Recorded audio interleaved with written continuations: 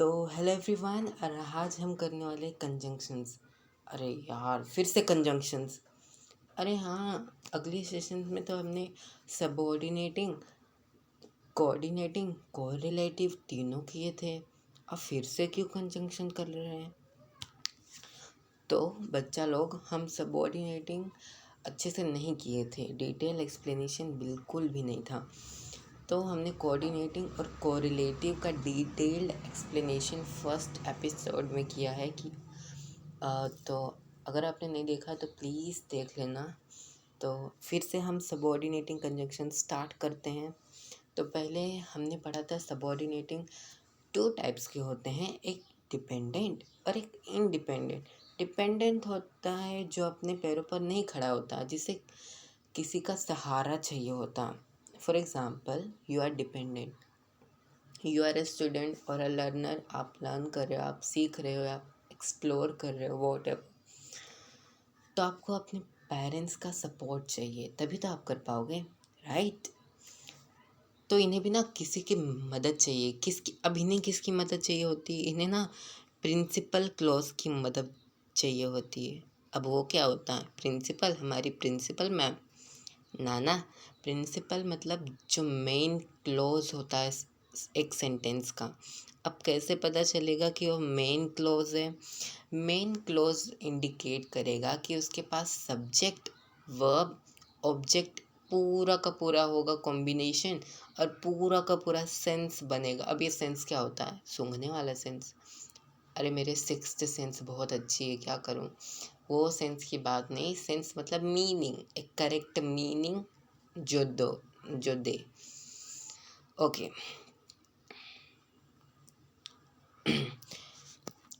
अब ना ये बताते हैं हमें कि हमें कहाँ पे कोमा यूज़ करना है, कहाँ पे नहीं। अब बात आती है कि कोमा कहाँ पे लगाएं, कहाँ पे ना लगाएं। उससे पहले हम डिपेंडेंट और इंडिपेंडेंट फिर से पढ़ लेते हैं। डिपेंडेंट होता है जिसके पास ना कि सब्जेक्ट या फिर ऑब्जेक्ट या फिर कॉम्बिनेशन वर्ब की कमी होगी, वो अकेले अकेले नहीं खड़ा हो पाएगा। Please keep it in mind कि वो एकदम करेक्ट सेंस उसका बिल्कुल नहीं बनेगा। उसका सेंस बनाने के लिए आपको प्रिंसिपल क्लॉज की मदद चाहिए होगी। जिसके पास सब्जेक्ट, वर्ब, ऑब्जेक्ट हो, वो प्रिंसिपल होता है। तो वो इंडिपेंडेंट हुआ, वो अपने पैरों पर खड़ा है, उसे किसी की प्रिंसिपल या फिर टीचर का सपोर्ट नहीं चाहिए। वो principal clause be like, I don't want you, I can stand alone, I can handle everything, right? चलो, बात आती है कि कोमा कहाँ पर लगाएं। When a dependent clause start with a subordinating conjunctions, that is weakening word is at the beginning of a sentence, you will need a comma. अब बात आती है कि अगर subordinating starting में ही शुरू हो गया, राइट? जैसे सिंस एक सबॉर्डिनेशन होता है। भाई सबॉर्डिनेशन बार बार यही रिपीट हो रहा है, क्या करें? अब उसी की क्लास है और ये एग्ज़ाम में आता भी है, तो क्या ही करें, पढ़ना पड़ेगा। क्या बोलती पब्लिक? पढ़ेंगे ही ना, क्या करें? और कुछ कर भी तो नहीं सकते इसका। तो अब डिपेंडेंट क्लॉज में सबऑर्डिनेटिंग कंजंक्शन स्टार्टिंग में आता है, जैसे सिंस यहाँ पे स्टार्टिंग में है और ये डिपेंडेंट क्लॉज है, राइट? तो उसमें आपको कोमा चाहिए, सी। और ये डिपेंडेंट क्लेस कैसे हुआ वो भी समझते हैं। Since you can't help me, comma, I will do it myself. Since you can't help me, अगर हम इस I will do it myself को हटा दें और सिर्फ इतना ही पढ़े कोमा के पहले वाला, तो क्या ये सेंस बन रहा? ना कि इसका अपोजिट है, ना कि इसका कोई अच्छा मीनिंग आ रहा है। सिंस यू कांट हेल्प मी, अब भाई मदद कोई क्यों नहीं करेगा? सबको एक दूसरे की मदद करना अच्छा लगता है, राइट? लेकिन कोई रीज़न था, लेकिन रीज़न यहाँ पे बताया नहीं है। उसी के कारण, जो रीज़न नहीं बताया है, उसी के कारण ये डिपेंडेंट क्लॉज बन चुका है। I hope you are getting what I am trying to convey you. इसलिए अगर यहाँ पे दे भी दिया कि तुम मदद नहीं करोगे तो मैं खुद कर लूँगा, right. Because I need help I will come or after school, or नहीं सॉरी ओवर आफ्टर स्कूल। तो यहाँ पे बंदा बोल रहा है कि जबकि मुझे मदद चाहिए, बिकॉज आई नीड हेल्प, क्योंकि मुझे मदद चाहिए।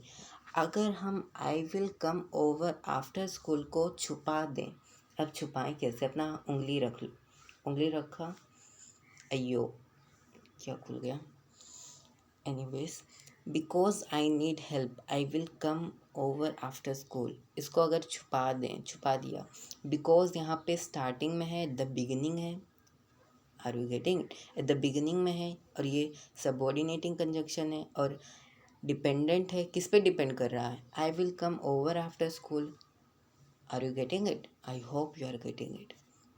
तो ये डिपेंडेंट हुआ, राइट। डिपेंडेंट कैसे हुआ? बिकॉज आई नीड हेल्प, क्योंकि मुझे मदद चाहिए।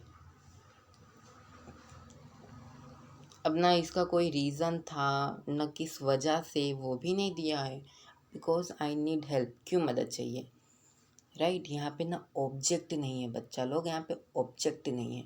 बिकॉज आई नीड हेल्प, इसलिए ऑब्जेक्ट ना होने के कारण भी ये डिपेंडेंट हो गया है। I hope you are all are getting it. तो बिकॉज और सिंस यहाँ पे सबऑर्डिनेटिंग कंजंक्शन है, और ये कोमा के पहले वाला डिपेंडेंट क्लॉज है। When a dependent clause is in the middle of a sentence joined to a complete thought, it does not need a comma. Wait a minute, अब ये क्या है? जब डिपेंडेंट क्लॉज मिडल में हो और एक अच्छा सा मीनिंग उसका निकल रहा हो, तो कोमा की ज़रूरत ही नहीं है। अब ये क्या फंडा है? फंडा नहीं है, डंडा है, देखो ध्यान से। आई will do it myself since you can't help मी। अब यहाँ पे ना डिपेंडेंट मिडल में आ गया। मिडल कैसे? सिंस मिडल में आ रहा है। I will do it my self first में आ गया, बिगिनिंग में। पहले क्या हुआ था? सबऑर्डिनेटिंग सिंस बिकॉज पहले आया था, और इंडिपेंडेंट, हाँ डिपेंडेंट मतलब subjective, yes yes, independent last में आया था। ओके, अब यहाँ पे डिपेंडेंट मिडल में आ गया, तो कोमा की ज़रूरत नहीं है। तो फर्स्ट में यही कहा गया है कि कोमा वहाँ लगता है जहाँ पे आपका बिगिनिंग में सेंटेंस का सिंस सबऑर्डिनेटिंग कॉन्जंक्शन बोल रहा हूँ, सॉरी, कंजंक्शन हो। और किस सेंटेंस में नहीं कोमा लगाना है आपको? जिस सेंटेंस में since last, since I mean subordinating conjunction last में आए, राइट, मिडल में, डेट इज मिडल में। थोड़ा अब इसको जानेंगे कैसे? अगर एग्ज़ाम में आ गया find which is conjunction here, subordinating conjunction.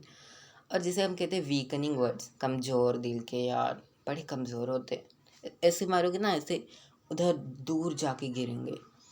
After, so देखते हैं, after, also, as, because, before, despite, even if, even though, how, if, in order to, once, since, though, unless, until, when, whenever, wherever, whether, which, while। अब ये WH ना एकदम रट लो इसको, रट रट रट रट, इसको रटना नहीं बोलूँगा मैं, बट बाय हार्ट कर लीजिए प्लीज़, लीजिए। You all are my friend, वाह लीजिए। एनीवेज, मुँह से निकल गया। WH में ये अक्सर पूछा जाता है एग्ज़ाम में, WH वाला। तो मैंने इसको कैसे याद किया था? सबऑर्डिनेटिंग ना ये अलग ही आता है, इसका मीनिंग बहुत हार्ड होता है, तो मैं अंदाज़ा लगा लेता हूँ कि हाँ ये सबऑर्डिनेटिंग कंजंक्शन ही, पता नहीं कैसा वर्ड है। In order to, once, since, even if, despite, before. जब मुझे जल्दी आंसर नहीं मिलता ना, तो मैं हार्ड वाले क्या ही बताऊँ। एनीवे, डिस्क्लेमर है कि इस बार मैंने PPT नहीं बनाई, सॉरी। तो यही था आपका सबऑर्डिनेटिंग कंजंक्शन। एक बार रिपीट कर लेते हैं। सबऑर्डिनेटिंग कंजंक्शन होते हैं दो प्रकार के, दैट इज़ टू टाइप्स, एक डिपेंडेंट और एक इंडिपेंडेंट। डिपेंडेंट होता है जिसके पास या फिर सब्जेक्ट वर्ब, सब्जेक्ट नहीं होगा या फिर वर्ब नहीं होगा या फिर ऑब्जेक्ट नहीं होगा, ये सबका कॉम्बिनेशन नहीं होगा, इन तीनों में से एक या फिर कोई भी नहीं। और इंडिपेंडेंट होता है जिसके पास सब्जेक्ट वर्ब ऑब्जेक्ट सब कुछ होता है, he is like king. Independent king की तरह होता है, उसके पास सब कुछ है। और वो king king since the king has everything, he what does he do, he gives money to poor people, है ना, गरीब की मदद करता है, नीडी पीपल की मदद करता है। तो वैसे ही हमारा इंडिपेंडेंट क्लॉज डिपेंडेंट की मदद करता है, उसको सहारा प्रोवाइड करता है, he give support to dependent clause. I think it's clear. और इस बार मैंने पीपीटी नहीं बनाई थी, आई एम रियली सॉरी। हुआ यूँ कि आज मैं देर से भी उठा, इट्स अराउंड 6 AM, सो मैं स्कूल भी जाना था, so I was getting ready for school, so PPT नहीं बन पाया, इस I really sorry. I use the Google document, लेकिन मैंने गूगल की सहारा लिया, so I think you will never mind it.